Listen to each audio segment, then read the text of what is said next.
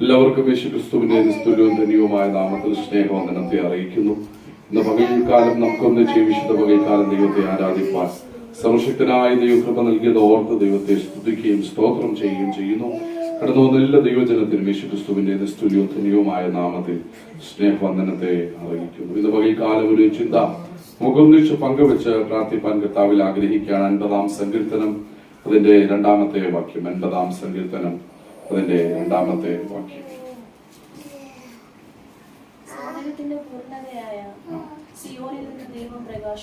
സൗന്ദര്യത്തിന്റെ പൂർണ്ണതയായ സിയോനിൽ നിന്ന് ദൈവം പ്രകാശിക്കുന്നു. 50-ാം സങ്കീർത്തനം അതിന്റെ 2-ാമത്തെ വാക്യമാണ് ഇന്ന് പകൽ ചിന്തയ്ക്ക് ആധാരമായി എടുത്തിരിക്കുന്നത്. സൗന്ദര്യത്തിന്റെ പൂർണ്ണതയായ ദൈവം സിയോനിൽ നിന്ന് പ്രകാശിക്കും. സ്തോത്രം. ദൈവം നിന്റെ പ്രാർത്ഥനാ വിഷയത്തിനകത്ത് പ്രകാശിക്കാൻ പോകുകയാണ്. ദൈവം നിന്റെ ജീവിതത്തിനകത്ത് പ്രകാശിക്കാൻ പോകുകയാണ്. ദൈവം നിന്റെ വാഗ്ദത്തങ്ങൾക്കകത്ത് പ്രകാശിക്കാൻ പോകുകയാണ്. ഇതുവരെ ചലിക്കാതെ കിടക്കുന്ന മേഖലയ്ക്കകത്ത് ദൈവം പ്രകാശിക്കാൻ പോകുകയാണ്. 2025 ആണ്ടിന്റെ ഒരു വാഗ്ദത്ത വചനമാണിത്. സൗന്ദര്യത്തിന്റെ പൂർണ്ണതയായ ദൈവം സിയോനിൽ നിന്ന് നിന്നെ പ്രകാശിപ്പിക്കും. നിന്റെ ജീവിതത്തെ ദൈവം പ്രകാശപൂരിതമാക്കാൻ പോകുകയാണ്. നാറ്റം വമിച്ച ലാസറിന്റെ ജീവിതത്തെ സൗരഭ്യവാസനയുള്ള ജീവിതമാക്കി മാറ്റിയതുപോലെ ആമേൻ നിന്റെ ജീവിതത്തിനകത്ത് പരിശുദ്ധാത്മാവ് പ്രകാശപൂരിതമാകാൻ പോകുകയാണ്. നിന്റെ പ്രാർത്ഥനാ വിഷയങ്ങൾക്കകത്ത് പ്രകാശം വെളിപ്പെടാൻ പോകുകയാണ്. പ്രകാശിക്കാൻ പോകും. ഇതുവരെ ചലിക്കാതെ കിടന്ന ചില വാഗ്ദത്തങ്ങളുടെ മേൽ പ്രകാശം തട്ടാൻ പോകുകയാണ്. പ്രകാശം വന്നാൽ ഇരുളുകൾ വഴിമാറും. പ്രകാശം വന്നാൽ ഇരുളുകൾ വഴിമാറും. പ്രകാശം വന്നാൽ അത്ഭുതങ്ങൾ നടക്കും. പ്രകാശം വന്നാൽ ദൈവശക്തി വ്യാപരിക്കപ്പെടും. അതുകൊണ്ട് ഇന്നു പകൽ വിശ്വസിച്ചാട്ടെ, ദൈവം നിന്നെ പ്രകാശിപ്പിക്കാൻ പോകുക. ദൈവം നിന്റെ ഭവനത്തെ പ്രകാശിപ്പിക്കാൻ പോകുക. ദൈവം നിന്റെ തലമുറകളെ പ്രകാശിപ്പിക്കാൻ പോകുക. ദൈവം തന്റെ സഭയെ പ്രകാശിപ്പിക്കാൻ പോകുക. ദൈവം തന്റെ ജനത്തെ പ്രകാശിപ്പിക്കാൻ പോകുക. ദൈവം യൗവനക്കാരെ പ്രകാശിപ്പിക്കാൻ പോകുക. ആമേൻ. ചലിക്കാതെ കിടക്കുന്ന മേഖലയ്ക്കകത്ത് ദൈവം പ്രകാശിക്കാൻ പോകുക എന്ന് പറഞ്ഞാൽ അതിന്റെ അർത്ഥം 2025 ആണ്ട് നിന്റെ ഭവനത്തിനകത്ത് ദൈവം മഹത്വം എടുക്കുന്ന ഒരാണ്ടായി ദൈവാത്മാവ് മാറ്റാൻ പോകുക. ഇന്ന് പകൽക്കാലം എത്ര പേർ വിശ്വസിക്കുന്നു? ഇന്നലെ വരെ ആമേൻ പ്രതിസന്ധികളും പ്രതികൂലങ്ങളും രോഗങ്ങളും അനർത്ഥങ്ങളും പീഡകളും നിന്റെ ഭവനത്തിനകത്ത് തലപൊക്കിയിരിക്കുമ്പോൾ ഈ ആണ്ടിൽ ദൈവാത്മാവ് ഇടപെടുക. ഈ ആണ്ട് സൗന്ദര്യത്തിന്റെ പൂർണ്ണതയായ ദൈവം നിന്റെ ഭവനത്തിനകത്തുനിന്നും പ്രകാശിക്കുന്ന ഒരു തലമായി ഇന്ന് പകൽ സ്വർഗത്തിലെ ദൈവം മാറ്റാൻ പോകുക. എത്ര പേർ അത് വിശ്വസിക്കുന്നു? ഈ നാളുകളിൽ അതെന്റെ ജീവിതത്തിനകത്ത് സംഭവിക്കാൻ പോകുക. അതെന്റെ വീടിനകത്ത് സംഭവിക്കാൻ പോകുക. അതെന്റെ വ്യക്തിപരമായ ജീവിതത്തിനകത്ത് സംഭവിക്കാൻ പോകുക. ആമേൻ. ദൈവം പ്രകാശമാണെങ്കിലും ദൈവം മറ്റുള്ളവരെ പ്രകാശിപ്പിക്കുന്നതാണ്. നമ്മുടെ അകത്ത് ക്രിസ്തു ഉണ്ടെങ്കിൽ നിശ്ചയമായിട്ടും നമ്മുടെ അകത്ത് ആ പ്രകാശം വെളിപ്പെടും. അതുകൊണ്ട് പൗലോസ് പറയുന്നത് പൂർവ്വകാലങ്ങൾക്കും തലമുറകൾക്കും മറഞ്ഞു കിടന്ന മർമ്മ മഹത്വത്തിന്റെ പ്രത്യാശയായ ക്രിസ്തു നിങ്ങളുടെ ഉള്ളിൽ വസിക്കുന്നു. ഞാൻ തന്നെ ലോകത്തിന്റെ വെളിച്ചമെന്ന് പറഞ്ഞവൻ, ഞാൻ തന്നെ ലോകത്തിന്റെ പ്രകാശമെന്ന് പറഞ്ഞവൻ നിങ്ങളുടെ അകത്ത് വസിക്കാൻ തുടങ്ങിയ ആ സത്യ വെളിച്ചം, ആ സത്യപ്രകാശം അവൻ നിങ്ങളെ പ്രകാശിപ്പിക്കാൻ തുടങ്ങും. നിങ്ങൾ പ്രകാശമായി ചെന്നാൽ നിങ്ങൾ കണ്ടുമുട്ടുന്നവരുടെ മേൽ ആ പ്രകാശത്തിന്റെ കിരണങ്ങൾ അടിക്കാൻ തുടങ്ങും. ഇന്ന് പകൽ ഞാൻ നിങ്ങളോട് പറയാം, സൗന്ദര്യത്തിന്റെ പൂർണ്ണതയായ ദൈവം സിയോനിൽ നിന്ന് നിങ്ങളെ അവൻ പ്രകാശിപ്പിക്കാൻ പോകുകയാണ്. എത്ര പേർ അത് വിശ്വസിക്കുന്നു? വളരെ സുപരിചിതമായ ഒരു വേദഭാഗമാണ്. അവൻ ഈ വാക്യം ചെറിയ വാക്യമായതുകൊണ്ട് തന്നെ ആമൻ പലർക്കും മനഃപ്പാഠമായി അറിയാവുന്ന വാക്യമാണ്. ഈ വാക്യത്തെ 4 തരംതിരിക്കാം. ഈ വാക്യത്തെ 4 തരംതിരിക്കുമ്പോൾ അവൻ വിശദീകരിക്കാൻ ഒരുപാട് സമയങ്ങൾ അനിവാര്യമാണ്. എങ്കിലും ചുരുക്ക സമയത്തിനകത്ത് അവൻ പ്രാർത്ഥിച്ച് നിർത്തുവാൻ കർത്താവിൽ ശരണപ്പെടുകയാണ്. അവൻ ഈ വാക്യം ഹല്ലേലൂയ നമുക്ക് സുപരിചിതമായ വേദഭാഗമാണ്. അവൻ സ്തോത്രം. ഈ വാക്യത്തെക്കുറിച്ച് ഈ വാക്യമാണ് ഈ ആണ്ടിന്റെ പ്രാരംഭ ദിവസങ്ങൾ ദൈവാത്മാവ് ഇടപെട്ട് ദൈവസഭയ്ക്ക് ദൈവം കൈമാറിയ വാഗ്ദത്ത വചനം. അവൻ സൗന്ദര്യത്തിന്റെ പൂർണ്ണതയായ ദൈവം സിയോനിൽ നിന്ന് ആമേൻ സ്തോത്രം ദൈവം സൗന്ദര്യത്തിന്റെ പൂർണ്ണതയായ സിയോനിൽ നിന്ന് ദൈവം പ്രകാശിക്കുന്നു. ഇതിനെ 4 തിരിക്കാം. 1 സൗന്ദര്യം, 2 പൂർണ്ണത, 3 സിയോൻ, 4 പ്രകാശം. ഇതിനെ 4ആയി തരംതിരിച്ചു പഠിച്ചു കഴിയുമ്പോൾ ഈ വാക്യത്തിന്റെ യഥാർത്ഥത്തിലുള്ള അർത്ഥം എന്താണെന്ന് മനസ്സിലാകും. ഈ വാക്യത്തിന്റെ അർത്ഥം മനസ്സിലായി കഴിഞ്ഞാൽ ആത്മാവിൽ നമ്മൾ കത്താൻ തുടങ്ങും, ആത്മാവിൽ നമ്മൾ ജ്വലിക്കാൻ തുടങ്ങും. ഒന്നാമത്തെ പദം സൗന്ദര്യമാണ്. അവൻ സൗന്ദര്യത്തെ കുറിച്ച് ഉൽപ്പത്തി മുതൽ വെളിപ്പാട് പുസ്തകം വരെ പഠിക്കുമ്പോഴും യേശുക്രിസ്തുവിന്റെ സൗന്ദര്യത്തെ അവൻ പല വിധത്തിൽ പല രൂപത്തിൽ അവൻ പ്രകീർത്തിക്കുന്നുണ്ടെങ്കിലും അവൻ സ്തോത്രം അതൊന്നും അവൻ ഒന്നിനോട് തുല്യപ്പെടുത്തി പറയുന്നുണ്ടെങ്കിലും അതൊന്നും ഒത്തുവരാറില്ല. ആമേൻ സ്തോത്രം. സൃഷ്ടിതാവിന്റെ സൗന്ദര്യം തന്റെ സൃഷ്ടിയുടെ മേൽ അതിന്റെ ഒരു പകർപ്പ് വെളിപ്പെട്ടിട്ടുണ്ട്. എങ്കിലും പൂർണ്ണമായതെല്ലാം സൃഷ്ടിതാവിൽ നിന്ന് അടങ്ങിയിരിക്കുകയാണ്. അപ്പം സൗന്ദര്യം അവൻ തിരുവചനത്തിൽ ഉടനീളമുണ്ട്. ഉത്തമഗീതം വായിക്കുമ്പോൾ ആമേൻ സ്തോത്രം മണവാട്ടിക്ക് ആത്മമണവാളനായ ക്രിസ്തുവിനോടുള്ള ആമേൻ സ്തോത്രം ഹല്ലേലൂയ സ്നേഹത്തിന്റെയും പ്രേമത്തിന്റെയും ആമേൻ സ്തോത്രം അതുപോലെ ഹല്ലേലൂയ സൗന്ദര്യമൊക്കെയാണ് അവിടെ പ്രകീർത്തിക്കപ്പെടുന്നത്. അപ്പം അങ്ങനെ ക്രിസ്തുവിന്റെ സൗന്ദര്യത്തെ കുറിച്ച് പ്രകീർത്തിച്ചവർ ഒരുപാട് പേരാണ്. ദൈവമേൻ സ്തോത്രം. മോശയോട് ചോദിച്ചാൽ മോശ പറയും, ആമേൻ ദൈവത്തെ കാണണമെന്ന് ആമേൻ ഞാൻ പറഞ്ഞ നാളിൽ യഹോവയാം ദൈവം എന്നോട് പറയുന്നു, കാണുന്ന നാളിൽ നീ മരിച്ചു പോകും എന്ന് പറഞ്ഞ നാളിൽ മരിച്ചു പോകുമെന്ന പറഞ്ഞ സ്ഥിതിയിൽ ഞാൻ തിരിച്ചു പറഞ്ഞു, ഹല്ലേലൂയ എനിക്ക് അങ്ങേ കണ്ടാൽ മതി, മരിക്കുന്നെങ്കിൽ മരിക്കട്ടെ, അതെന്റെ ഭാഗ്യമായി ഞാൻ കണക്കാക്കിക്കൊള്ളാം എന്ന് പറഞ്ഞപ്പോഴും അവൻ എന്റെ വാശിയുടെ മുകളിൽ യഹോവയാം ദൈവം എനിക്ക് വെളിപ്പെടുത്തി തന്നു. എങ്ങനെയാണ് വെളിപ്പെടുത്തി തന്നത്? പാറയുടെ പിളർപ്പിലൂടെ ഞാൻ കടന്നു പോകുമ്പോൾ എന്റെ ഒരു ഭാഗം മാത്രം ആമേൻ നീ കാണും എന്ന് പറഞ്ഞു. അപ്പം ആ ഒരു പ്രകാശം മാത്രം, ഒരു ഭാഗം മാത്രം നിഴൽ പോലെ ആമേൻ ആ ഒരു സൗന്ദര്യം അവന് കാണുവാൻ സാധിച്ചു. അവ മോശയുടെ പദത്തിൽ അത്ര മാത്രമേ ഉള്ളൂ. ഞാൻ പറയും, പ്രാരംഭ വചനം ആമേൻ തിരുവചനം എഴുതി വെക്കുമ്പോൾ പ്രാരംഭ പുസ്തകങ്ങളിൽ അവനെ കാണാൻ കഴിയില്ല, അവനെ കാണുന്ന നാളിൽ നിങ്ങൾ മരിക്കുമെന്ന് എഴുതി വെച്ചിരിക്കുമ്പോൾ അവൻ ആർക്കും കണ്ടിട്ടില്ല, ഒരു മനുഷ്യനും കാണാൻ കഴിയത്തില്ല എന്ന് എഴുതി വെക്കുമ്പോൾ ആമേൻ തിരുവചനത്തിനകത്ത് ആമേൻ അവസാന പുസ്തകം വെളിപ്പാട് പുസ്തകത്തിലേക്ക് വരുമ്പോൾ ഒരു സത്യം നമുക്ക് മനസ്സിലാക്കാം, വിശ്വസിക്കുന്നവർക്ക് അവനെ കാണാൻ കഴിയും. അതുകൊണ്ടാണ് പൗലോസ് പറയുന്നത്, അകാല പ്രജ പോലെയുള്ള എനിക്ക് അവൻ പ്രത്യക്ഷനായി എന്ന് പറഞ്ഞാൽ ഞാൻ അവനെ കണ്ടു എന്ന് സാരം. ആമേൻ സ്തോത്രം. അവിടെ നിന്നും വെളിപ്പാട് പുസ്തകത്തിലേക്ക് വരുമ്പോൾ യോഹന്നാൻ പറയുക, കർത്തൃ ദിവസത്തിൽ ഞാൻ ആത്മവിവശതയിലായി ആമേൻ സ്തോത്രം ഹല്ലേലൂയ ആമേൻ ഞാൻ മരിച്ചവനെ പോലെയായെന്നാണ് പറയുന്നത് കേട്ടോ. ആമേൻ ഉൽപ്പത്തി പുസ്തകത്തിൽ ആമേൻ ദൈവത്തെ കാണുന്ന നാളിൽ നീ മരിക്കും എന്ന് പറഞ്ഞപ്പോൾ വെളിപ്പാട് പുസ്തകത്തിൽ യോഹന്നാൻ പറയാ, കർത്തൃ ദിവസത്തിൽ ഞാൻ ആത്മവിവശതയിലായി ആമേൻ സ്തോത്രം ഞാൻ അവനെ കണ്ടപ്പോൾ ആമേൻ മരിച്ചവനെ പോലെയായി. കണ്ടോ, മരിച്ചവനെ പോലെയായി. എന്ത് സാമ്യമുള്ള പദങ്ങളാ. ആമേൻ മരിച്ചവനെ പോലെയായി. അത് കഴിഞ്ഞ് യോഹന്നാൻ ഓരോ കാര്യങ്ങളും പ്രകീർത്തിക്കുകയാണ്. എന്താണ് പ്രകീർത്തിക്കുന്നത്? 1 മുതൽ അങ്ങോട്ട് പ്രകീർത്തിക്കുക. ആമേൻ സ്തോത്രം. മാറത്ത് പൊൻകച്ച ധരിച്ചവരെന്നും ആമേൻ ഹല്ലേലൂയ മാറത്ത് പൊൻകച്ച ധരിച്ചവൻ വെള്ളോടിന് സദൃശ്യനായവൻ, ഉലകിൽ ചുട്ടുവഴിപ്പിച്ച കാലുള്ളവൻ, അഗ്നിയാളിക്കത്തു തിളങ്ങുന്ന കണ്ണുള്ളവൻ, അവൻ അങ്ങനെ തേജോമയനായ ദൈവത്തിന്റെ ഗുണഗണങ്ങൾ ആമേൻ മനോഹരത്വം സൗന്ദര്യത്തെ യോഹന്നാൻ ആമേൻ സ്തോത്രം വെളിപ്പാട് പുസ്തകത്തിൽ പ്രകീർത്തിക്കുക. എത്ര പ്രകീർത്തിച്ചാലും എന്തിനോട് താരതമ്യം ചെയ്താലും അവന്റെ സൗന്ദര്യത്തിനൊത്ത് മറ്റൊന്നും കടന്നു വരികയില്ല. അതുകൊണ്ട് അവന്റെ സൗന്ദര്യത്തെ മനുഷ്യൻ ഒരിക്കലും ആമേൻ അതിൻ്റെതായ നിലവാരങ്ങൾ വർണ്ണിക്കുവാൻ സാധിക്കുകയില്ല. ഒന്നാമത്തെ പദം അതാണ് സൗന്ദര്യം. അവൻ ക്രിസ്തുവിന്റെ സൗന്ദര്യം വെളിപ്പെടുമ്പോൾ അവൻ മോശ ജനിച്ച സമയത്ത് മോശ അതിസുന്ദരൻ എന്നാണ് ബൈബിൾ പറയുന്നത്. മോശ അതിസുന്ദരൻ എന്ന് കണ്ടതുകൊണ്ട് ഫറവോന്റെ പുത്രി അവനെ എടുത്തു വളർത്തി എന്നാണ് പറയുന്നത്. അപ്പം ശിശു അതിസുന്ദരനായിരുന്നു. എങ്ങനെയാണ്? ദൈവത്തിന്റെ നിയോഗം അവന്റെ മേലുണ്ടായിരുന്നു. ജനനം മുതൽ തന്നെ അവന്റെ മേൽ ദൈവകൃപ ചലിച്ചിരുന്നു.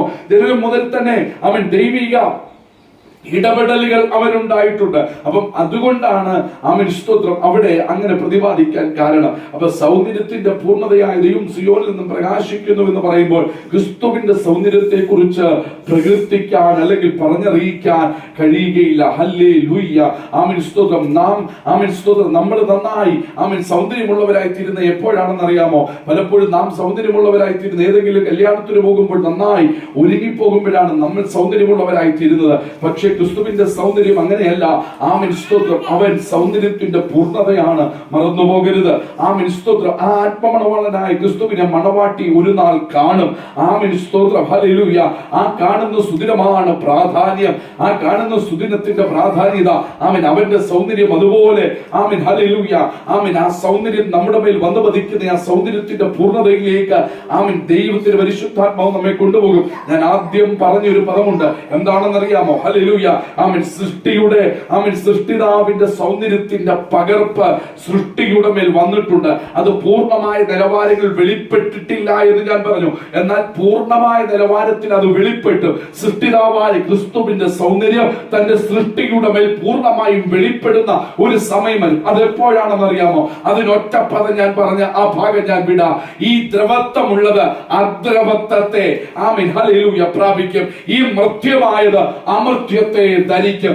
അപ്പോൾ മരണം നീങ്ങി ജയം വന്നിരിക്കുന്നുവെന്ന തിരുവെഴുത്ത് അവിടെ നിവർത്തിയാക്കുക. അപ്പം ഈ മർത്യമായത് അമർത്യത്തെ ധരിക്കുമ്പോൾ ആമേൻ സ്തോത്രം ഹല്ലേലൂയ. ഈ മരണമുള്ളത് അമർത്യത്തെ ധരിക്കുമ്പോൾ ഇന്ന് പകൽ ഞാൻ നിങ്ങളോട് പറയാം, ആമേൻ ഒരു ട്രാൻസ്ഫിഗറേഷൻ നടക്കുമ്പോൾ, ഒരു രൂപാന്തരം സംഭവിക്കുമ്പോൾ ആമേൻ ഹല്ലേലൂയ, അപ്പോൾ സംഭവിക്കുന്നത് ആമേൻ ക്രിസ്തുവിനോട് സദൃശ്യമുള്ളവരായി, ക്രിസ്തുവിന്റെ രൂപത്തോട് അനുരൂപരായി നാം ഓരോരുത്തരും എത്തപ്പെടും എന്നുള്ളതാണ്. എവിടെ വെച്ചാണ് പിശാച് ആമേൻ സ്തോത്രം ഹല്ലേലൂയ മാനവകുലത്തെ ചതിച്ചതെന്നറിയാമോ? ആമേൻ മാനവകുലത്തെ പിശാച് ആമേൻ പാപം ചെയ്ത് ജയിപ്പിച്ചതും ഈ സൗന്ദര്യത്തിന്റെ പേരിലാണ്.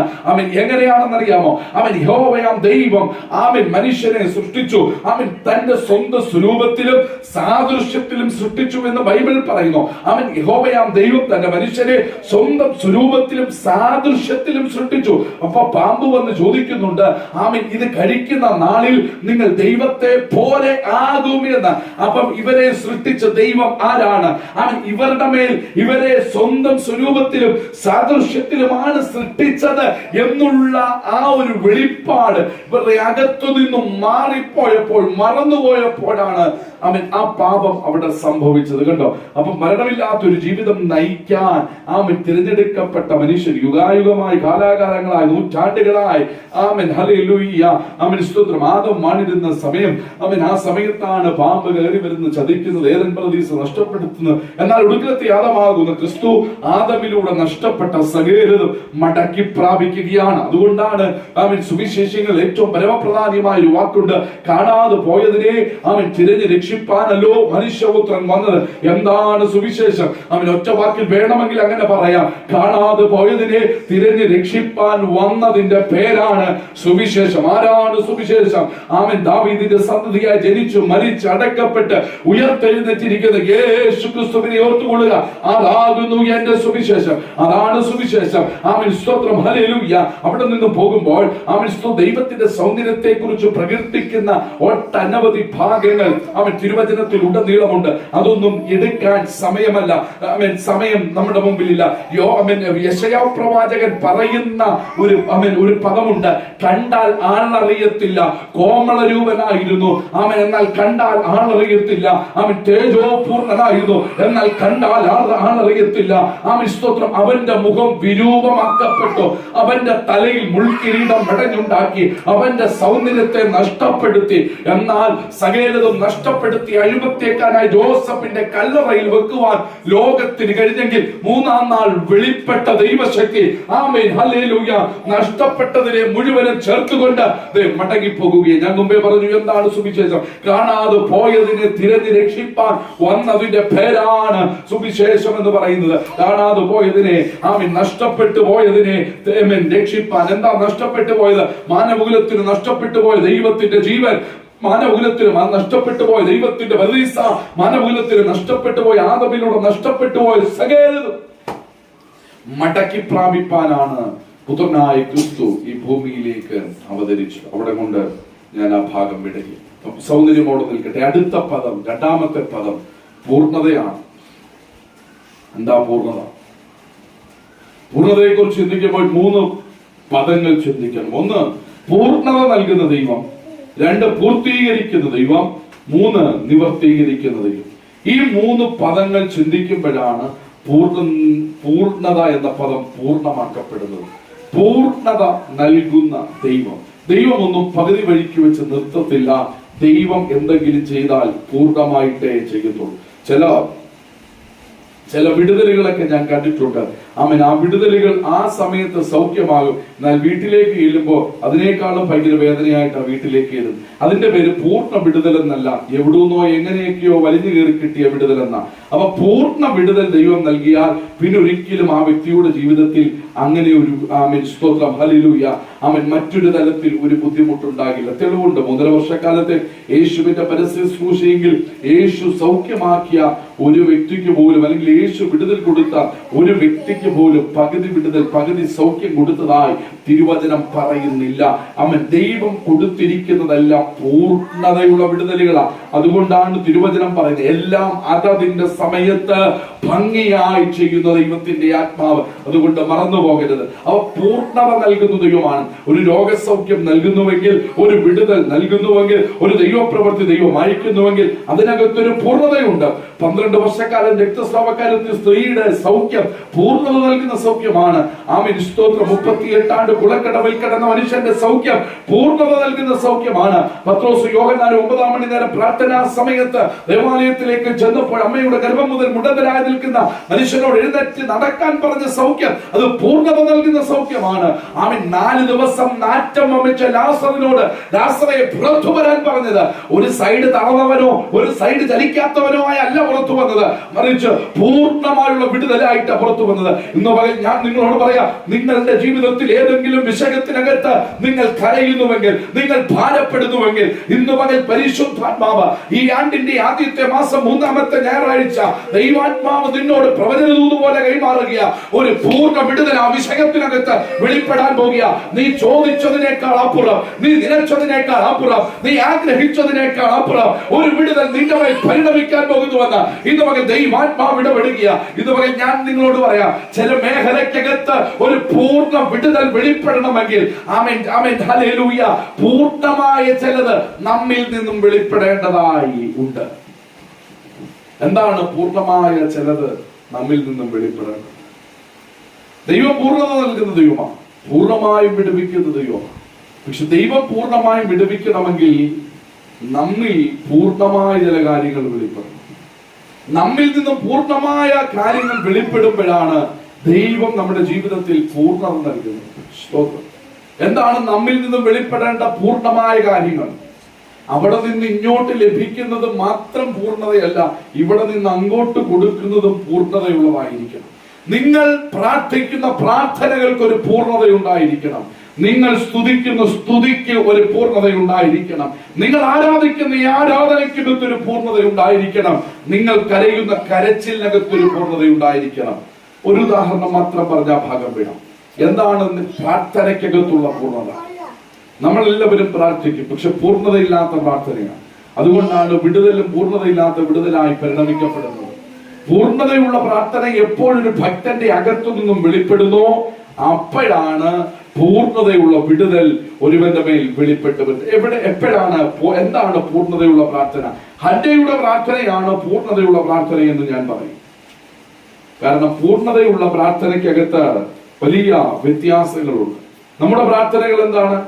അങ്ങോട്ട് എന്തെങ്കിലുമൊക്കെ ആവശ്യങ്ങൾ പറഞ്ഞ് അത് ചെയ്യണമേ, ഇത് ചെയ്യണമേ, എന്റെ ആവശ്യങ്ങൾ നടത്തി തരണമേ, എന്നെ സൗഖ്യമാക്കണമേ, എന്റെ തലമുറകളെ അനുഗ്രഹിക്കണമേ, എന്റെ ആവശ്യങ്ങളെല്ലാം നടത്തി തരണമേ, യേശുവിൻ നാമത്തിൽ തന്നെ ആമേൻ. ഇതാണ് നമ്മുടെ പ്രാർത്ഥന. പക്ഷേ ഇതൊരു പൂർണ്ണതയുള്ള പ്രാർത്ഥനയല്ല, ഇതൊരു വൺ വേ പ്രാർത്ഥനയാണ്. അങ്ങോട്ട് എന്തെങ്കിലുമൊക്കെ പറഞ്ഞിട്ട് ആമീൻ പറഞ്ഞ് വേഗം സ്ഥലം കാലിയാക്കുന്ന വൺ വേ പ്രാർത്ഥനയാണ്. ഇതിനെ പൂർണ്ണതയുള്ള പ്രാർത്ഥന എന്ന് വിളിക്കാൻ കഴിയത്തില്ല. ഹന്നയുടെ പ്രാർത്ഥന വൺ വേ പ്രാർത്ഥനയല്ലായിരുന്നു. ഇവിടെ നിന്ന് നിങ്ങൾ അങ്ങോട്ട് എന്തെങ്കിലും വേണമെന്ന് ദൈവസന്നിധിയിൽ പറയുമ്പോൾ അതിനകത്ത് ദൈവത്തിന് ചിലത് നിങ്ങളോട് പറയാനുണ്ട് എന്ന് നിങ്ങൾ എപ്പോഴെങ്കിലും ചിന്തിച്ചിട്ടുണ്ടോ? ആ വിഷയവുമായി ബന്ധപ്പെട്ട് ദൈവത്തിന് ചിലത് നിങ്ങളോട് പറയാനുണ്ട്, ദൈവത്തിന് ചിലത് നിങ്ങളോട് സംസാരിക്കാനുണ്ട്. ആ ശബ്ദം കേൾക്കാൻ നിങ്ങൾ വെയിറ്റ് ചെയ്തിട്ടുണ്ടോ? ഇല്ല. അതുകൊണ്ടാണ് നിങ്ങളുടെ പ്രാർത്ഥന പൂർണ്ണതയല്ലാത്ത പ്രാർത്ഥനയായിത്തീരുന്നത്. ഹന്ന അവൻ ആരാധനയ്ക്ക് പോയി. അവൻ എന്തിനാണ് ആരാധനയ്ക്ക് പോയത്? അവൻ എല്ലാവരും എല്ലാവരും ആലയത്തിനകത്തേക്ക് വന്നു. എന്നാൽ ഹന്ന വന്നത് ഒരു പതിവ് പ്രാർത്ഥനയ്ക്കല്ല, ഒരു പതിവ് ആരാധനയ്ക്കല്ല. ഹന്ന വന്നത് ഒരു പൂർണ്ണത വെളിപ്പെടുത്താൻ വേണ്ടിയാ, ഒരു പൂർണ്ണ പ്രാർത്ഥന വെളിപ്പെടുത്താൻ വേണ്ടിയാണ് ഹന്ന വന്നത്. ഹന്ന വന്ന് ദൈവസന്നിധിയിൽ പ്രാർത്ഥിക്കാൻ തുടങ്ങി. ആമേൻ. ആ ആരാധന കഴിഞ്ഞ് എല്ലാവരും ആലയം വിട്ട് വീട്ടിലേക്ക് കടന്നുപോയി. ഹന്ന പോയില്ല. അവൾ കരയാൻ തുടങ്ങി, അവൾ പ്രാർത്ഥിക്കാൻ തുടങ്ങി. എന്റെ വിഷയത്തിനകത്ത് സ്വർഗം ചലിച്ചിട്ടല്ലാതെ ഇന്ന് പകൽ ഞാൻ ഈ ആലയം വിടത്തില്ല. ആമേൻ. സ്തോത്രം. എല്ലാവരും പോയി കഴിഞ്ഞ് ആമേൻ ആലയം അടയ്ക്കാൻ വന്ന ഏലി ഒരു സ്ത്രീയെ കാണുകയാ. അവളോട് പറയുക, നീ വീഞ്ഞു കുടിച്ചു മത്തയായിരിക്കുന്നു, നിന്റെ വീഞ്ഞ് ഇറങ്ങട്ടെ. എന്താ അങ്ങനെ പറയാനുള്ള കാരണം? ഒറ്റ കാരണമേ ഉള്ളൂ. ആമേൻ. ആ ഏലി പുരോഹിതൻ വാതിക്കൽ വന്ന് നിൽക്കുമ്പോൾ ഒരു സ്ത്രീ അകത്തു നിന്ന് എന്തൊക്കെയോ പുലമ്പുന്നു, എന്തൊക്കെയോ ആമേൻ സംസാരിക്കുന്നു. വ്യക്തമായി കേൾക്കുന്നില്ല. എല്ലാവരും പോയിട്ടും ഇവൾ മാത്രം പോകുന്നില്ല. പുരോഹിതൻ പറയാം, നീ വീഞ്ഞു കുടിച്ചിരിക്കുക, മത്തയായിരിക്കുക, നിന്റെ വീഞ്ഞ് ഇറങ്ങട്ടെ. ആമേൻ. അടുത്ത പടി ഹന്ന പറയുക, പുരോഹിതനെ, ഞാൻ വീഞ്ഞു കുടിച്ചിട്ടില്ല, എന്റെ സങ്കടം വെള്ളം പോലെ ഞാൻ ദൈവസന്നിധിയിൽ പകരുകയാത്ര ചെയ്തത്. അടുത്ത പദം പുരോഹിതനിലൂടെ ദൈവം സംസാരിക്കുക. അടുത്ത പദം കേൾക്കണോ? പുരോഹിതൻ പറയുക, അടുത്ത ആണ്ടിൽ അല്ലെങ്കിൽ അടുത്ത പ്രാവശ്യം നീ ആലയത്തിനകത്തെ കടന്നു വരുമ്പോൾ ഇന്ന് പ്രാർത്ഥിച്ചതിന്റെ മറുപടിയുമായിട്ടായിരിക്കും അടുത്ത ആണ്ടിൽ ആമേൻ നീ ആലയത്തിന്റെ പടികൾ ചവിട്ടിക്കയറുന്നത്. പ്രിയരെ, ആ ഒരൊറ്റ പദം അവളുടെ ഹൃദയത്തെ ബലപ്പെടുത്തി. ആ ഒരൊറ്റ പദം അവളെ സൗഖ്യമാക്കി. പ്രിയരെ, അവൾ വീട്ടിലേക്ക് ചെല്ലുകയാ. വീട്ടിലേക്ക് ചെല്ലുമ്പോൾ ആമേൻ സ്തോത്രം പഴയ ഭവനമാണ്, പഴയ വീടാണ്. ആമേൻ സ്തോത്രം. കുത്തുന്ന ഒരു പെരീലി അവിടെയുണ്ട്. സാഹചര്യങ്ങളെല്ലാം ആമേൻ ഒരുപോലെ ആയിരുന്നിട്ട് ആമേൻ ഹന്നയ്ക്കൊരു കുലുക്കവുമില്ല, ഹന്നയ്ക്കൊരു മാറ്റവുമില്ല.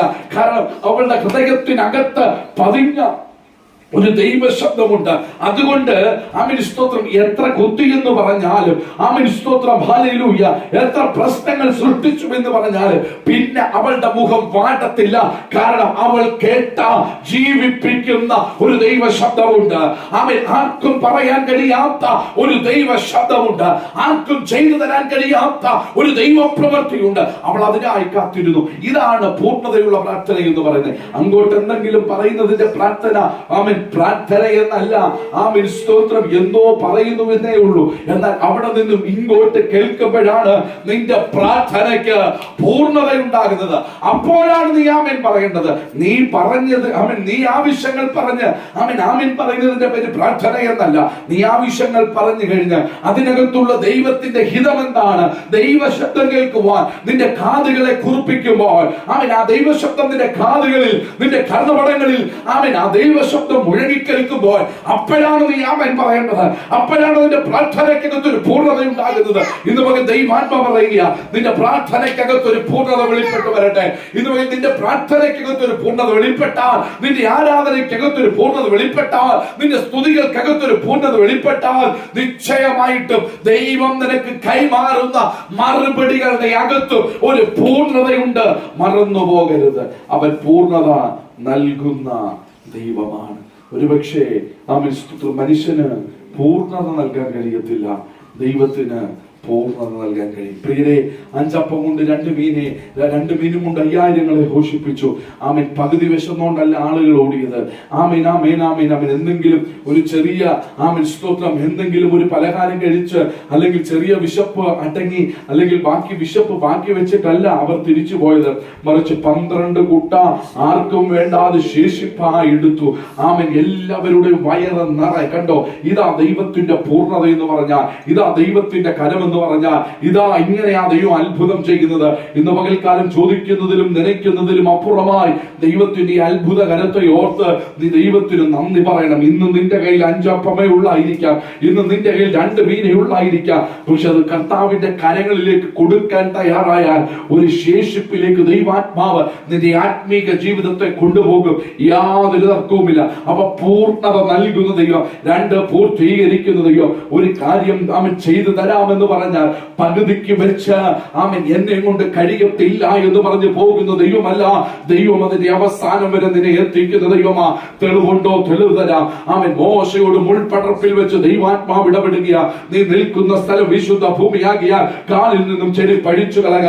അവിടെ നിന്നും മോശയെ പിന്തുടരുക ദൈവശബ്ദം.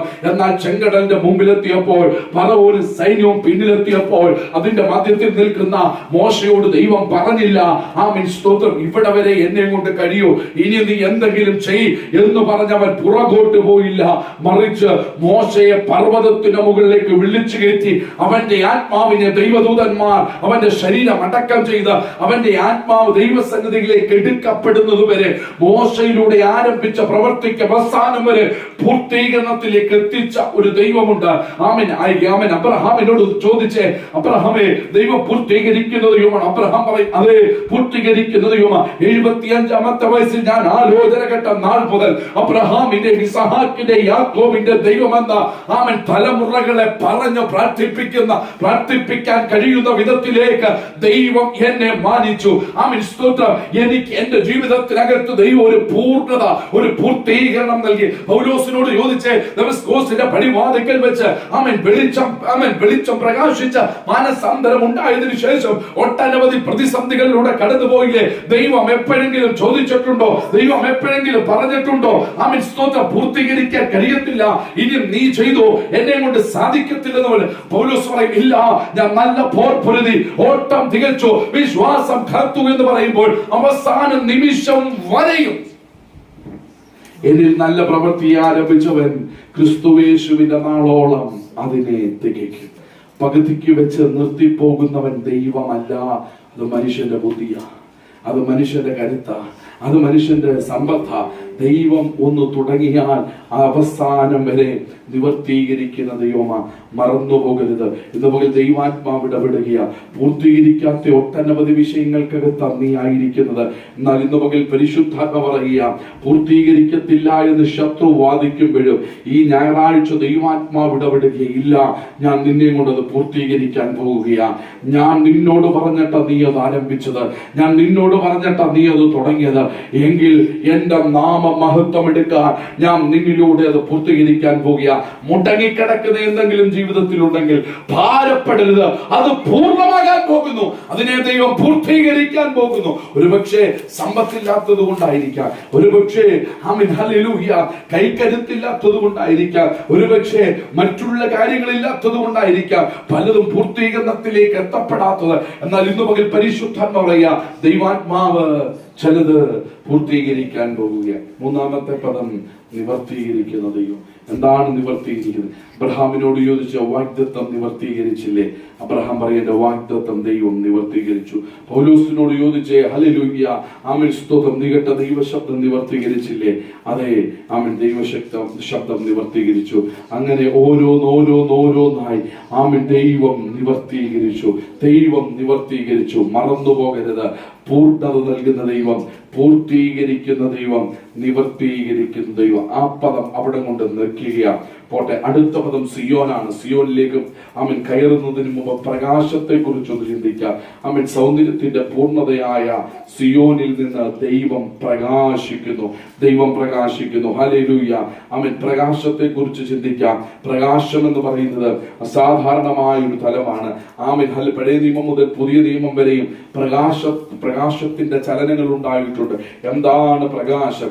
ആമേൻ സ്തോത്രം. അത് പറഞ്ഞു വരാം. ഹല്ലേലൂയ. ആമേൻ പഴയ നിയമത്തിനകത്ത് ഏലിയാവ്, എലീശ, ആമേൻ സ്തോത്രം, എലീശയോട് പ്രവാചക വൃത്തങ്ങൾ പറയുന്നു, നിന്റെ പ്രവാചകൻ ആമേൻ ഹല്ലേലൂയ ആമേൻ യജമാനൻ നിന്റെ തലയ്ക്കിൽ നിന്നും എടുക്കപ്പെടാൻ പോകുന്നു. ആമേൻ തലയ്ക്കിൽ നിന്നും എടുക്കപ്പെടാൻ പോകുന്ന യജമാനനോട് എലീശ ചോദിച്ചത് ആമേൻ സമ്പത്തും ഹല്ലേലൂയ ആടുമാടുകളും ഒട്ടകങ്ങളും ഒന്നുമല്ല. എലീശ ചോദിച്ചത് ആമേൻ സ്തോത്രം അവന്റെ മേൽ കിടക്കുന്ന ആത്മാവിന്റെ ഒരു ഇരട്ടി പങ്കിന്റെ പകർച്ചയാണ് ചോദിച്ചത്. അതുകൊണ്ട് തന്നെ ഏലിയാവ് പറഞ്ഞു, അത് പ്രാപിപ്പാൻ എളുപ്പമല്ല, പ്രയാസമാണ്. എന്നാൽ അവിടെ നിന്ന് മുമ്പോട്ട് പോകട്ടെ. അവിടെ നിന്ന് മുമ്പോട്ട് പോകുമ്പോൾ അഗ്നിമയമായ രഥങ്ങൾ വന്ന് ഏലിയാവിനെ എടുത്തുകൊണ്ട് പോകുകയും അഗ്നിമയമായ രഥങ്ങൾ വന്ന് ഏലിയാവിനെ എടുത്തുകൊണ്ട് പോകുമ്പോൾ ആമൻ അവിടെ വെളിപ്പെട്ട ഒരു പ്രകാശമുണ്ട്. ആ പ്രകാശത്തിന്റെ നടുവിലൂടെ ആമൻ ഒരു അഭിഷേകത്തിന്റെ പുതപ്പിന്റെ കൈമാറ്റം നടന്നു. അഗ്നിമയമായ രഥങ്ങൾ, പ്രകാശപൂരിതമായ സമയം, മറന്നുപോകരുത്. അവിടെ നിന്ന് മുമ്പോട്ട് പോകുക. എലീശ പറയുക, ആമൻ ഈ മലകളിൽ നിറഞ്ഞു നിൽക്കുന്ന അഗ്നിമയമായ രഥങ്ങൾ കാണുവാൻ ഇവരുടെ കണ്ണുകളെ ഒന്ന് തുറക്കണമേ. സ്തോത്രം, സ്തോത്രം, സ്തോത്രം. അവിടെ കൊണ്ടും നിൽക്കുന്നില്ല. കുറച്ചുകൂടെ മുമ്പോട്ട് പോയാൽ ആമേൻ ഹല്ലേലൂയ. യെശയ്യാ പ്രവാചകൻ 60 ആമേൻ പറയുന്നു, എഴുന്നേറ്റ് പ്രകാശിക്കുക, നിന്റെ പ്രകാശം വന്നിരിക്കുന്നു, യഹോവയുടെ തേജസ് നിന്റെ മേൽ ഉദിച്ചിരിക്കുന്നു. കൂരിട്ട് ജാതികളെയാണ് മൂടുന്നത്. പ്രകാശം വീണ്ടെടുക്കപ്പെട്ട ദൈവജനത്തെ മൂടുന്നതാണ്, രക്ഷിക്കപ്പെട്ട ദൈവജനത്തെ മൂടുന്നതാണ്. മറന്നു പോകരുത്. അവിടെ നിന്ന് മുമ്പോട്ട് പോകാം. Amen hallelujah. വിദ്വാൻമാരെ യേശു ക്രിസ്തുവിന്റെ ജനനത്തിങ്കൽ, വിദ്വാൻമാരെ യേശുവിന്റെ അടുക്കലേക്ക്, ശിശുവിന്റെ അടുക്കലേക്ക് എത്തിച്ചത് ഈ പ്രകാശമാണ്. നക്ഷത്രങ്ങളുടെ പ്രകാശം അവരെ അവിടേക്ക് എത്തിച്ചു. അവിടെ നിന്ന് മുമ്പോട്ട് പോകാം. അവൻ പൗലോസിന്റെ ശൗലിന്റെ ജീവിതത്തിലേക്ക് വരുമ്പോൾ പലതവണ എഴുന്നേറ്റ് നിന്ന് സാക്ഷ്യം പറയുമ്പോൾ പറഞ്ഞിട്ടുണ്ട്. അവൻ എന്താണ് പറഞ്ഞത് സാക്ഷ്യം? അവൻ നട്ടുച്ച സമയത്ത് സൂര്യനെ വെല്ലുന്ന ഒരു പ്രകാശം കണ്ടോ. സൂര്യനല്ല, സൂര്യനെ വെല്ലുന്ന ഒരു പ്രകാശം. ഞാൻ നിങ്ങളോട് പറയാം, പ്രകാശപൂരിതമായ ക്രിസ്തുവിന്റെ ഒരു ഭാഗം മാത്രമേ ഉള്ളൂ. സൂര്യനെ നിർമ്മിച്ച ക്രിസ്തുവിന്റെ പ്രകാശം എത്രത്തോളം വലിപ്പമുള്ളതായിരിക്കും നമുക്ക് ആർക്കും സൂര്യനെ നോക്കുവാൻ കഴിയുകയില്ല. Amen hallelujah. ആമേൻ സ്തോത്രം. അങ്ങനെയെങ്കിൽ ആമേൻ അത്രയും തേജോമയനായ ദൈവത്തെ കാണുവാൻ എങ്ങനെയാണ് നമ്മുടെ കണ്ണുകൾക്ക് സാധിക്കുന്ന നാൾ അതിവിദൂരമല്ല. മറന്നു പോകരുത്. അപ്പം ആമേൻ സ്തോത്രം. പ്രകാശിപ്പിക്കുന്ന ദൈവമുണ്ട്, മറന്നു പോകരുത്. അതുപോലെ തന്നെ മോശയുടെ ജീവിതത്തിലേക്ക് വരുമ്പോൾ പ്രിയരെ, മോശ ആമേൻ യഹോവയാം ദൈവത്തിന്റെ കൂടെ ഇരുന്ന് ആമേൻ കൽപ്പലകകളൊക്കെ വാങ്ങിച്ച് ആമേൻ സ്തോത്രം. അതിനുശേഷം വീണ്ടും പർവ്വതത്തിലേക്ക് കയറിപ്പോയി വീണ്ടും ഇറങ്ങി വരുന്ന ഒരു സമയമുണ്ട്. ഇറങ്ങി വരുന്ന ഒരു സമയത്ത് ആമേൻ ഹല്ലേലൂയ ജനത്തിന് മോശയുടെ മുഖം കാണാൻ കഴിയാതെ മുഖം മറയ്ക്കുന്ന ഒരു സംഭവമുണ്ട്. പുറപ്പാട് പുസ്തകം 34:30 പറയുക, അഹരോനും ഇസ്രായേൽ മക്കൾ എല്ലാവരും മോശയെ നോക്കിയപ്പോൾ അവന്റെ മുഖത്തിന്റെ ത്വക്ക് പ്രകാശിക്കുന്നത് കണ്ടോ. അവന്റെ കൂടെ ഇരുന്നാൽ, ദൈവത്തിന്റെ കൂടെ ഇരുന്നാൽ ആ പ്രകാശം വെളിപ്പെട്ടു വരും. ആ പ്രകാശം വെളിപ്പെട്ടു വരും. ആ പ്രകാശം അവന്റെ മേൽ പകരപ്പെടും. 40 ദിവസങ്ങൾ ദൈവത്തോടു കൂടി ആയിരുന്ന ദിനരാത്രങ്ങൾ അവന്റെ മേൽ പകരപ്പെട്ട അതൊന്നുണ്ട്. ആമേൻ. സാക്ഷാൽ പ്രകാശമായവൻ, ലോകത്തിന്റെ വെളിച്ചമായവൻ, അതേ അവനോട് കൂടെ ഇരുന്ന് അവന്റെ മേൽ ചിലത് പകർന്നു. ജനത്തിന് കാണാൻ കഴിയാത്തവണ്ണം അവന്റെ ത്വക്ക് പ്രകാശപൂരിതമായിരുന്നു. ഹല്ലേലൂയ. ആമേൻ. അവിടെ നിന്ന് വരുമ്പോൾ എഫേസ്യ ലേഖനം 5:14 വാക്യത്തിൽ പറയുന്നു, എന്നാൽ ക്രിസ്തു നിന്റെ മേൽ പ്രകാശിക്കും. ഇത് തന്നെയാണ് ഞാൻ മുമ്പേ പറഞ്ഞത്. മഹത്വത്തിന് പ്രത്യാശയായ ക്രിസ്തു എന്നുള്ള മർമ്മം നിങ്ങളുടെ അകത്ത് വെളിപ്പെട്ടാൽ അകത്തിരിക്കുന്ന മർമ്മമാകുന്ന ക്രിസ്തു നിങ്ങളെ പ്രകാശിപ്പിക്കാൻ തുടങ്ങും. അപ്പോഴാണ് നിങ്ങളും ഞാനും പ്രകാശപൂരിതമായി തീർന്നത്. നിങ്ങളും ഞാനും പ്രകാശപൂരിതമായി തീർന്നാൽ നിങ്ങളുടെ മുമ്പിൽ ഇരുളുകൾ നിൽക്കുകയില്ല. അതുകൊണ്ടാണ് തിരുവചനം പറയുന്നത്, ആമേൻ ഹല്ലേലൂയ, പിശാചിന്റെ പ്രവൃത്തികളെ അഴിപ്പാൻ തന്നെ മനുഷ്യപുത്രൻ വന്നു എന്ന് പറഞ്ഞാൽ പിശാചിന്റെ പ്രവൃത്തികളെ അഴിപ്പാൻ, ഇരുട്ടിന്റെ ശക്തികളെ അഴിപ്പാൻ തേജോമയനായ ഒരു പ്രകാശം വരികയാണ്. ഹല്ലേലൂയ. ഇരുട്ടിന്റെ ശക്തികൾക്ക് പിടിച്ചു നിൽക്കാൻ കഴിയാതെ, ഇരുട്ടിന്റെ ശക്തികൾക്ക് പിടിച്ചു നിൽക്കാൻ കഴിയാതെ അസാധാരണമായ ഒരു പ്രകാശം അവരുടെ മുമ്പിൽ പ്രകാശിക്കുകയാണ്. അതുകൊണ്ട് മറന്നു പോകരുത്, ക്രിസ്തു നിന്റെ മേൽ പ്രകാശിച്ചാൽ ഇരുളുകൾ വഴിമാറും, പൈശാചിക ശക്തികൾ അഴിയപ്പെടും, പൈശാചിക നുകങ്ങൾ ഉടയപ്പെടും. ഇന്ന് പകൽക്കാലം നിങ്ങളെ പ്രകാശിപ്പിക്കുന്ന ദൈവമുണ്ടെന്ന്, അവൻ നിങ്ങളുടെ പ്രകാശം മറ്റുള്ളവരെ പ്രകാശിപ്പിക്കാൻ കാരണമാകുമെന്നും, പൈശാചിക തലങ്ങളെ അഴിപ്പാൻ സ്വർഗത്തിലെ ദൈവം സഹായിക്കുമെന്നും ഇന്ന് പകൽക്കാലം മറന്നു പോകരുത്. അവിടെ കൊണ്ട് പ്രകാശത്തെ നിർത്താം. ആമേൻ സ്തോത്രം. ഹല്ലേലൂയ, ഹല്ലേലൂയ. ആമേൻ, ആമേൻ. വെളിപ്പാട് പുസ്തകത്തിലേക്ക് പോകുമ്പോൾ യോഹന്നാൻ പറയുന്ന ഒരു കാര്യമുണ്ട്. ആമേൻ, ആമേൻ, ആമേൻ. വെളിപ്പാട് പുസ്തകത്തിലേക്ക് പോകുമ്പോൾ യോഹന്നാൻ പറയുന്ന കാര്യം പ്രകാശത്തെ കുറിച്ച് പറയുക. എന്താണ് പ്രകാശം? ഹല്ലേലൂയ. മാറത്ത് പൊൻകച്ച ധരിച്ചവൻ, വെള്ളോടിന് സദൃശ്യനായ, അഗ്നിജ്വാലയ്ക്കൊത്ത് തിളങ്ങുന്ന കണ്ണുള്ളവൻ. ആമേൻ, ആമേൻ, ആമേൻ, ആമേൻ, ആമേൻ. 7 നക്ഷത്രങ്ങൾ വലങ്കയിൽ പിടിച്ചവൻ എന്ന് പറഞ്ഞ് അങ്ങോട്ട് വിവരിക്കുമ്പോൾ പ്രകാശപൂരിതമായ ദൈവത്തിന്റെ തേജസ്സിനെയും മഹത്വം മഹത്വത്തെ വിവരിക്കുകയാണ്. ആമേൻ. ഉണ്ട് പ്രകാശത്തെ ഒന്നിനോട് ആമേൻ ഉപമിക്കാൻ കഴിയത്തില്ല. പ്രകാശത്തിന്റെ പൂർണ്ണതലം ഒരു ബൾബിന്റെ വെട്ടമാണോ? അല്ല. പ്രകാശത്തിന്റെ പൂർണ്ണതലം ആമേൻ ഹല്ലേലൂയ വോൾട്ട് കൂടുതലുള്ള ഏതെങ്കിലും ഒരു ആമേൻ സ്തോത്രം ഹല്ലേലൂയ സാഹചര്യമാണോ? അല്ല. ആമേൻ. പ്രകാശത്തിന്റെ പൂർണ്ണതലം ക്രിസ്തുവാണ്. അവിടെ നിന്നാണ് പ്രകാശം വെളിപ്പെട്ടു വരുന്നത്. ആ പ്രകാശത്തിൽ ഇരുളുകൾ വഴിമാറും. ആ പ്രകാശത്തിൽ അന്ധകാരങ്ങൾ വഴിമാറും. ആ പ്രകാശത്തിൽ പിശാചിന്റെ പ്രവൃത്തികൾ അഴിയും. ആ പ്രകാശം അനേകരെ പ്രകാശിപ്പിക്കുന്നതാണ്. ആ പ്രകാശം അടിച്ചവർ അനേകരെ ദൈവിക പ്രകാശത്തിലേക്ക് വഴി നടത്തിയിട്ടുണ്ട്. അവിടെ കൊണ്ട് ഞാൻ ആ പദം നിർത്തുകയാണ്. അടുത്ത പദം സിയോൻ. അതാണ് വളരെ പരമപ്രധാനമായ പദം സിയോൻ. നമ്മളെല്ലാവരും കാത്തിരിക്കുന്നത് പോലെ നമ്മുടെ ഒരു വാഗ്ദത്തമുണ്ട്. എന്താണ് ആ വാഗ്ദത്തം? അതാണ് സിയോൻ എന്ന് പറയുന്നത്. സിയോനിൽ പോകണമെന്നുള്ള ആ ദൈവത്തിന്റെ വാഗ്ദത്തം. ആ വാഗ്ദത്തത്തിന് വേണ്ടിയാണ് നാം കാത്തിരിക്കുന്നത്. സിയോനിൽ ആരുണ്ട്? ദൈവമുണ്ട്. ദൈവം വസിക്കുന്ന ഇടമാണ്. സൗന്ദര്യത്തിന്റെ പൂർണ്ണതയായ സിയോനിൽ നിന്ന് ദൈവം പ്രകാശിക്കുന്നു. അപ്പൊ സിയോനിൽ ആരുണ്ട്? ദൈവം. സിയോനിൽ നിന്നാണ് ദൈവം പ്രകാശിക്കുന്നത്. സിയോനിൽ ദൈവമുണ്ട്. നമ്മളെന്തിനാണ് അവിടേക്ക് ചെല്ലുന്നത്? യോഹന്നാന്റെ സുവിശേഷത്തിൽ യേശു കർത്താവ് പറയുന്നു, ഞാൻ പോകുന്നത് നിങ്ങൾക്ക് സ്ഥലമൊരുക്കാനാണ്. ഞാൻ പോകാൻ നിങ്ങൾക്ക് കാര്യമില്ല. ഞാൻ പോകാൻ കാര്യസ്ഥൻ നിങ്ങളുടെ അടുക്കൽ വരികയില്ല. ഞാൻ പോയാൽ സ്ഥലമൊരുക്കിയ ശേഷം നിങ്ങളെയും വന്ന് പിന്നെയും എന്റെ അടുക്കൽ ചേർത്തുകൊള്ളും. ഇതെല്ലാം പറഞ്ഞതിന് ശേഷം യേശു ഒരു കാര്യം പറഞ്ഞു, ഞാൻ പോയതുപോലെ വീണ്ടും വരും. എന്തിനാണ് ഞാൻ വന്നത്? എന്തിനാണ് ഞാൻ പോകുന്നത്? എന്തിനാണ് വീണ്ടും വരുന്നത്? 3 കാര്യം. എന്തിനാണ് ഞാൻ വന്നത്? എന്തിനാണ് ഞാൻ പോകുന്നത്? എന്തിനാണ് ഞാൻ വീണ്ടും വരുന്നത്? 1, എന്തിനാണ് ഞാൻ വന്നത്? പാപിയുടെ പാപക്കറകളെ കഴുകിക്കളഞ്ഞ് പാപിയെ സ്നേഹിച്ച് പാപത്തെ വെറുത്ത് പാപിയുടെ പാപക്കറകളെ കഴുകിക്കളഞ്ഞ് അവനെ വിശുദ്ധനാക്കാൻ വേണ്ടിയാണ് ഞാൻ വന്നത്. 2, എന്തിനാണ് ഞാൻ പോകുന്നത്? ഞാൻ പോകുന്നത് കാര്യസ്ഥൻ വരാൻ വേണ്ടിയാണ്. ഞാൻ പോകുന്നത് നിങ്ങൾക്ക് വാസസ്ഥലം ഒരുക്കാൻ വേണ്ടിയാണ്. ഞാൻ പോകുന്നത് നിങ്ങളുടെ നല്ലതിനു വേണ്ടിയാണ്. നിങ്ങൾക്ക് വേണ്ടി പിതാവിന്റെ സന്നിധിയിൽ പക്ഷപാതം ചെയ്യാൻ വേണ്ടിയാണ് ഞാൻ പോകുന്നത്. 3-ാമത്തെ തലം, എന്തിനാണ് ഞാൻ വരുന്നത്?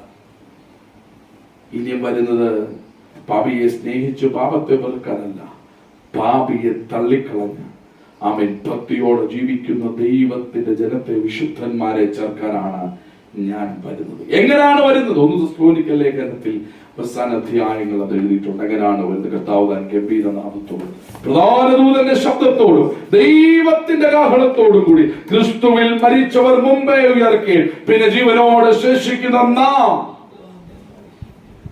രൂപാന്തരം പ്രാപിക്കുകയും ചെയ്യും. അപ്പൊ കാഹളം ധ്വനിക്കും. എന്താണ് അപ്പം സംഭവിക്കുന്നത്? ക്രിസ്തുവിൽ മരിച്ചവർ ആദ്യം ഉയർക്കും. 2ാമത് എന്താണ് സംഭവിക്കുന്നത്? ജീവനോടെ ശേഷിക്കുന്ന നാം.